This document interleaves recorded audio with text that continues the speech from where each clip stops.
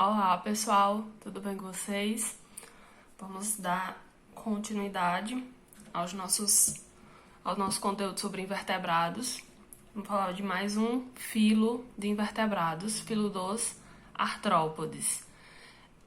Quem ainda não é inscrito no canal, se inscreva e curta essa aula. Então vamos lá. O filo dos artrópodes, como o nome diz, artro vem de articulação ou articulado, e podes vem de pés ou pernas. Então, os artrópodes eles têm pés ou pernas articuladas. O que é articulado? É essa capacidade que o animal tem de fazer isso, certo? De contrair, de dobrar, né? Vamos dizer assim. Os artrópodes eles vão ser constituídos de vários outros subfilos. Na verdade, é um filo de animais muito variados. A gente vai ter animais terrestres, vai ter animais aquáticos, tanto de água doce como marinho. Então, entre os subfilos, a gente tem aqui os crustáceos, que vão ser representados por camarão, o siri. Nós temos os hexápodas, representados principalmente pelos insetos. E aí, inseto, a gente tem animais variados, como barata, abelha, mosca, mosquito, né?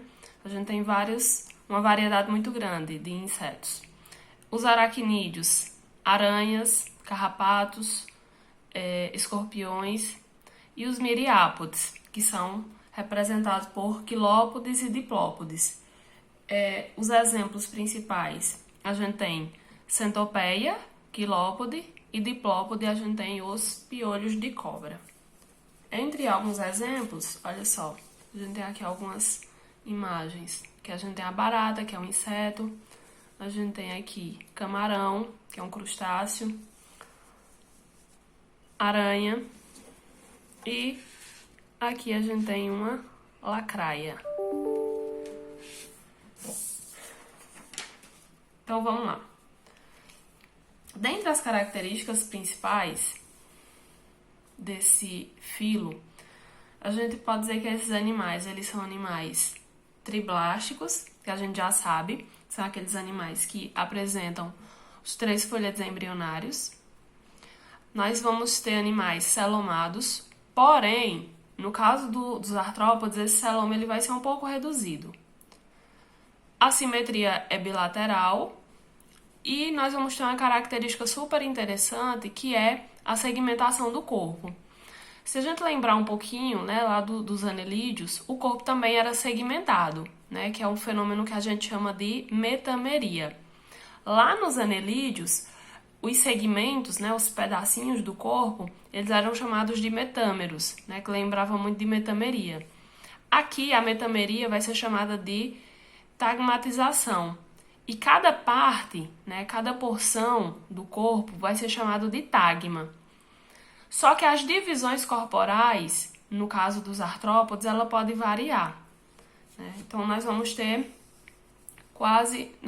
3 tipos básicos de divisão corporal. A primeira, a gente pode dizer que o animal ele vai ser dividido em cabeça, tórax e o abdômen, né? O tórax vai ser aquela porção que vai ficar entre cabeça e entre abdômen. Geralmente é de onde saem as pernas do animal. Essa divisão corporal, ela é a mais comum nos insetos. Depois a gente pode ter animais divididos em céfalo-tórax e abdômen. Nesse caso aqui, a cabeça, ela é fundida com o tórax. Então, quase não dá para você distinguir até onde vai a cabeça e onde é que começa o tórax. Então, eles acabam formando uma parte só. Então, eles vão ter céfalo-tórax e abdômen. Essa aqui é o tipo mais comum em crustáceos, como, por exemplo, o caso do camarão.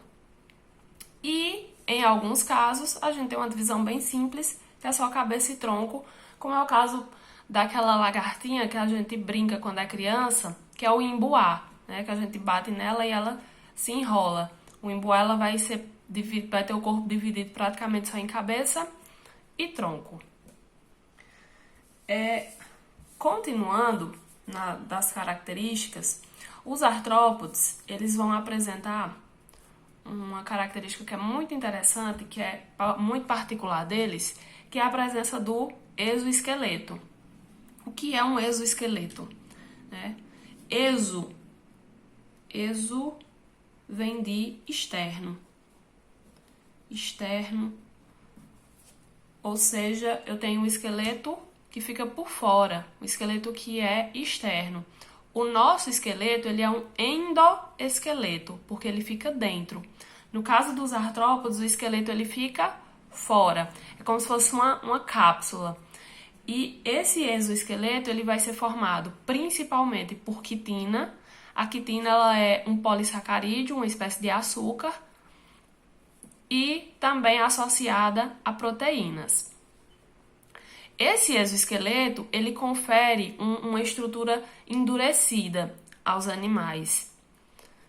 E em alguns artrópodes terrestres, como por exemplo a maioria dos insetos, eles vão apresentar ainda uma camada de cera. Essa camada de cera ela é uma camada impermeável, então ela impede que o animal perca água para o meio ambiente. Então ela é importante para evitar que o animal ele sofra desidratação. O exoesqueleto ele ainda vai ser importante porque ele vai proteger os órgãos internos do animal, por conta dessa estrutura endurecida. Porém, existem também as desvantagens. O exoesqueleto, por ele ter uma estrutura endurecida, ele impede que o animal ele cresça a toda hora e a todo momento. Então, o processo de crescimento dos artrópodes, ele vai acontecer através de um processo que a gente chama de mudas.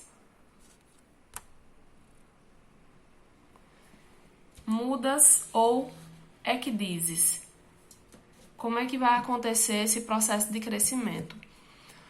O corpo do animal, em determinado momento, ele produz um hormônio chamado hormônio de muda, hormônio da muda ou ecdisona. Esse hormônio faz com que o animal ele secrete um líquido que vai ficar entre o corpo do animal e o exoesqueleto. O que vai acontecer? O animal ele vai abandonar o exoesqueleto antigo e aí ele vai começar a produzir um esqueleto com esse líquido que é secretado pela sua pele. Só que esse esqueleto que ele começa a formar, ele ainda é flexível. Então ele permite que o animal cresça. Depois que ele sofreu o crescimento, esse esqueleto que ainda era flexível, ele endurece.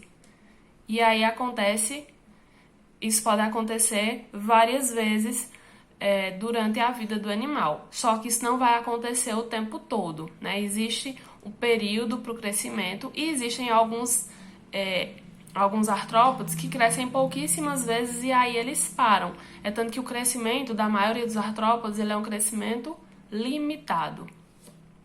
Essa palavrinha aqui, exúvia, é o nome que é dado ao esqueleto antigo, ao esqueleto velho que o artrópode abandona no momento da sua muda, na hora da transição do seu crescimento, ok? Então, aqui a gente encerra essa aula. Grande beijo para vocês. Até a próxima.